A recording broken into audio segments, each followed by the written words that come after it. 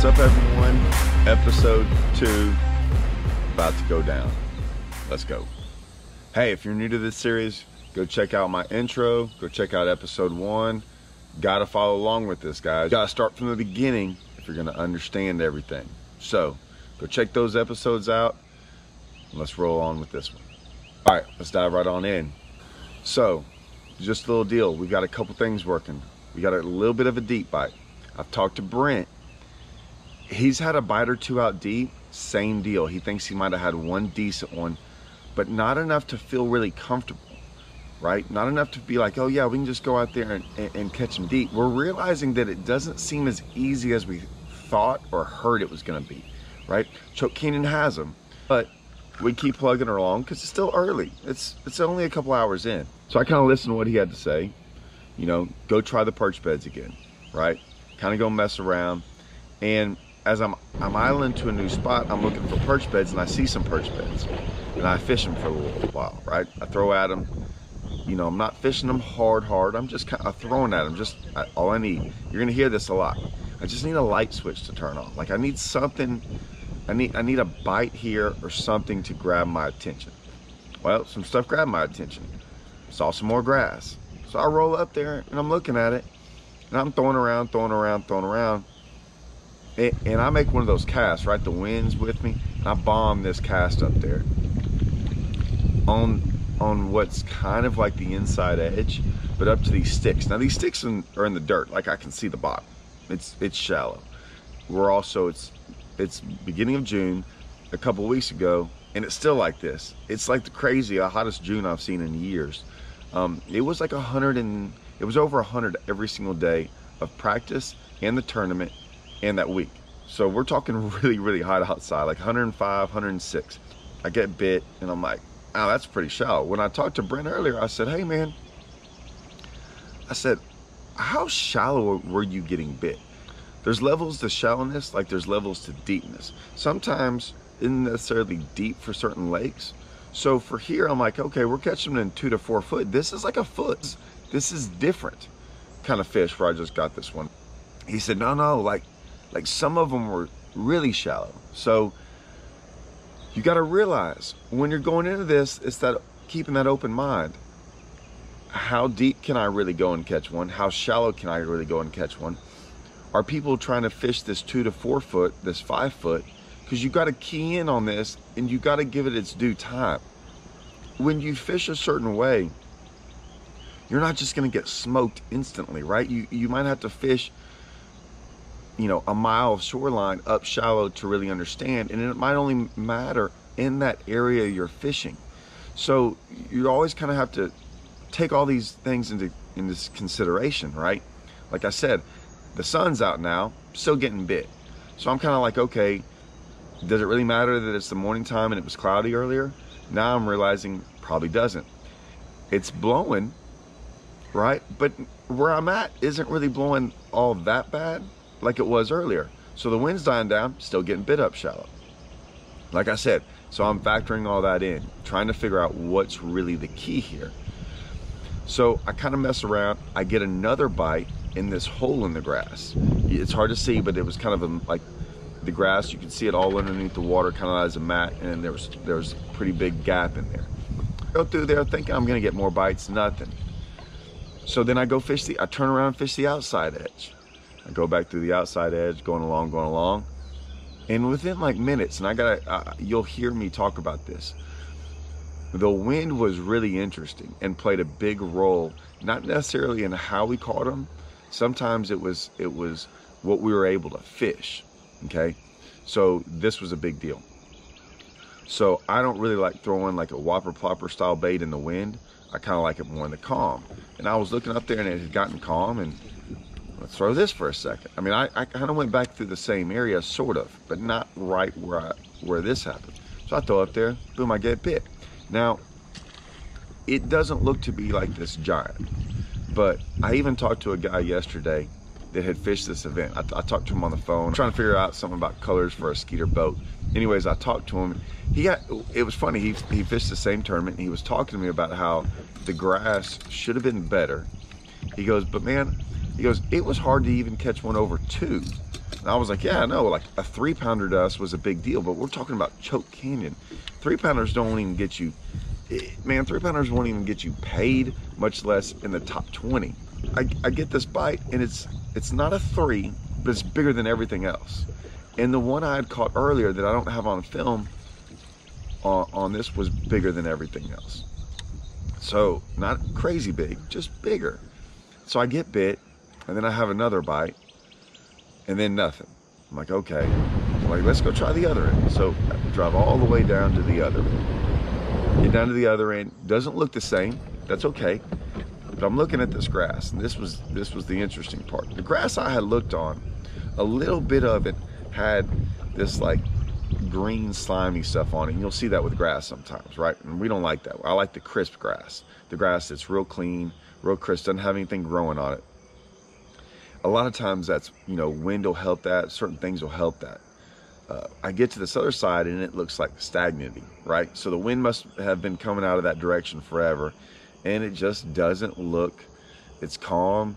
I'm sure there's fish in there, but then it limits you on what you can do, because certain baits going through that don't come off the grass as well. It gets stuck on your bait. So now you're limited to your bait selection. That's a big deal. I don't want to be limited to what bait I throw. I want to be able to adjust accordingly. And when that slime stuff gets on there, like I said, it doesn't allow you to throw certain baits. Why I don't like that is this. Here's tip 2 for episode 2. We had tip 1 on the Carolina. Here's tip 2. I always want to throw, if I'm looking around and I see everyone worming in the grass, I don't want to be worming in the grass. I want to throw something different. So that grass didn't allow me to do that. And now I'm limited to that certain baits, and now I have to be just like everyone else. I don't want to be just like everyone else. I don't want to throw like what they're throwing. I want to throw something different. That's the beauty of fishing, is being able to throw different things and set yourself apart from everyone else, right? With a different bait selection. So I'm in there and I'm going, I can't throw this, but I catch one. I catch one on a hybrid hunter, but I'm like, I'm picking off grass. I don't like it. The grass grows differently here. It's got a bunch of sludge and stuff on it. And I look up, okay, now we got one boat in front of me. I got one boat over there. I got one boat over here on this point. And there was way more boats fishing this. I don't know if it was the wind. I don't know if it's the grass looked better to them. It didn't look better to me. So I kind of, even though I caught a decent one, I'm like, I'm out of here. But as I'm idling out, once again, I go instantly from grass fishing to looking for perch beds again. So I idle out, and not just perch beds. Maybe I see a brush pile, and I did see one. But I'm just looking for things, and I ease around. I look around the point, and I look in front of me, and I'm like, this is the part sometimes where I like to do this. It's kind of one of my little deals. I'll look at a bank and go, I've got 2 hours. I fish fast anyways. Let's go down this bank that doesn't look that great. And I don't know how long I'm gonna go down it, but I'm gonna go down it for a while, and I'm gonna cover a whole bunch of water and hope something catches my eye. So I do that. I instantly start seeing this grass that I would never have seen from if I had just idled it. You had to get up and fish down it, and then you'd come across little clumps of it. I'm like, that's interesting, but I never got close enough. It was kind of shallow, and I was looking at it, and it didn't take me too long to realize it wasn't hydrilla. But I was like, I don't know. Let's see if it's holding fish. It wasn't holding fish, not by itself. So I was like, okay. And I called up Brent. I said, hey, you haven't got bit on that grass, this kind of grass yet, have you? He's like, no. I said, okay, me neither. So I'm still gonna throw at it because it looks good, but it's not the same as hydrilla. So I go and go forever. Really don't get bit. I finally get around some hydrilla and get a bite or two, and I come across this kind of like pocket. And there's a guy in there fishing. So I kind of fish, kind of slow on the outside of him, but he's not even fishing. He was flipping earlier, and then he sat down in his boat for, I don't know, 30 minutes doing something. So I just eased on past him and fished around him pretty slow. I noticed when I did, there was a roadbed there. I was like, okay, mental note, right? So I fished around there, and I get some bites on deeper grass than I've been fishing, like some 4 to 5 foot grass. I haven't seen that yet. and I get bit in it, but I have to fish it kind of slower. What I mean by slower, like more methodically. I'm not reeling slower. I just have to methodically fish it slower. So I get a bite or two, he leaves. I go back in there, and now I start frogging too, because it looks like frogging water. And I see some kind of bust in the grass. Now, I like to throw a frog, a bunch. Yeah, I might even throw a second tip in here. When throwing a frog, or when throwing any bait, what you learn from other people is this. You learn how to catch fish on a bait, how other people catch fish on a bait. And that's great, right? The problem with that, and if you don't spend a whole bunch of time on the water, is this. You don't learn all the times that you shouldn't catch a fish on a bait. As much as I've ever frog fished, I know what I'm looking for, and sometimes I know what I'm not. And I'm looking at this, and the grass sets up right, where they're blowing up sets up right. All these things set up right. Something feels off. And I'm thinking in my head, it's a water clarity thing. Like, I just don't like the water clarity of them having to come through the grass, and how it's not very clear, and why they probably won't bite it. And I don't think they see it. They might hear it a little bit and stuff, but I don't think they see it that good. So, but I'll throw a frog, but it just, none of it feels right to me. Like, that one thing feels wrong, but I'm still gonna do it. So I do it, never get a bite. I get back over to this roadbed, and I'm like, okay, let's South Texas it up. You know, they like roadbeds. So I throw a Carolina rig out there up shallow, like real shallow, kind of like where I've been fishing, and I get one instantly, never feel it, it's just pulling. I said, that feels like a little bit different fish, but who knows, it's up there shallow. But I shook it off. I throw a worm up there, and I'm talking to Brent about what I've found or what's been going on over the last couple hours. He's kind of talking to me. I get another bite. I'm like, all right, there's two here. There's something to work with. I've just had a couple in the grass, had a couple on this roadbed. There's some fish in this pocket. He's had the same deal. He's been going back and forth. He's rarely been getting bit deep. He's still been getting bit shallow, but no big ones. So I fish around, and I start going down the roadbed, and I find this brush pile. I throw in this brush pile with a cutter worm. I get bit. I'm sitting here going, all right, you know. But I fish it kind of fast. I throw a crankbait around, and I kind of just fish on this roadbed. But that's it. That's all I get, is that one bite on that roadbed on that brush pile. But I'm like, okay, mental note. Now I better pay attention to brush piles. Even though I knew probably always to pay attention to them, now I finally got bit in one. Because I'd fished one when we first got there. It was the first thing I fished. I happened to throw my trolling motor down and find one. But I didn't get bit, so I didn't pay much attention to it. We want to catch some cranking. The reason we want to catch some cranking is not necessarily because we want to catch some cranking in the tournament, but it allows us to cover a lot more water. And this is a big lake. We haven't been to it very much, and I want to cover a lot of water with a crankbait. Brent's tried it a bunch, so I know.